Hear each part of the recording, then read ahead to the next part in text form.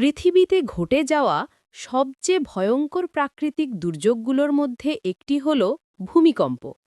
এটা হঠাৎ হয়, কোনো সতর্কতা ছাড়া, আর মানুষকে কয়েক সেকেন্ডেই অসহায় করে দেয়। আসলে ভূমিকম্প ঘটে পৃথিবীর ভেতরের বিশাল কঠিন প্লেটগুলোর কারণে, যেগুলোকে বলে টেকটনিক প্লেট। এই প্লেটগুলো সব সময় নড়াচড়া করছে, কখনো একে অপরকে ধাক্কা দেয়, কখনো ঘষে যায়, আবার কখনো দূরে সরে যায়।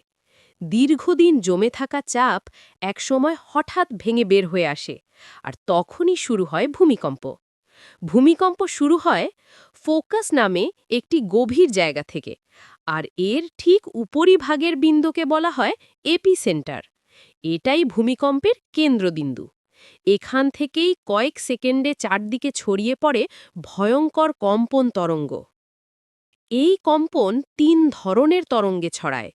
প্রথমে আসে পি ওয়েভ, দ্রুত ছুটে আসে, কিন্তু ক্ষতি কম করে। এরপর আসে এস ওয়েভ, এটা শক্ত এবং বেশি ধ্বংস করে।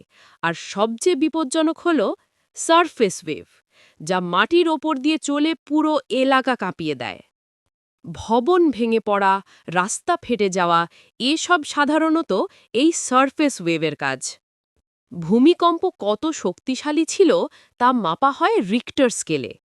৫ মাত্রা হলে মাঝারি কম্পন, ৬ বা এর বেশি হলে ভবন ধস, সড়ক ধস, ভয়াবহ ক্ষতি। ৮ মাত্রার ভূমিকম্প হলে পুরো একটি এলাকায় মানচিত্র থেকে মুছে যেতে পারে। ভূমিকম্প শুধু কম্পনই নয়, আরও বিপদ ডেকে আনে।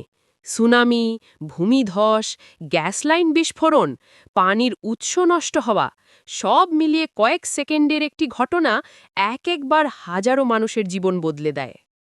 কিন্তু বাঁচার উপায় আছে।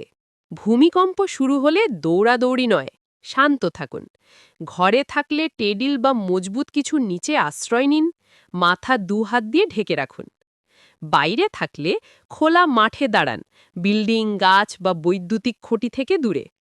সবচেয়ে গুরুত্বপূর্ণ, ভূমিকম্প শেষ মানেই বিপদ শেষ নয়, আফটারশক হতে পারে। তাই ফাটা ভবনে ঢুকবেন না। গ্যাস ও বিদ্যুৎ লাইন চেক করে নিন। প্রয়োজন হলে নিরাপদ স্থানে চলে যান। ভূমিকম্প থামানো যায় না, কিন্তু জেনে থাকলে বাঁচা যায়। সচেতনতাই এটাই সবচেয়ে বড় শক্তি।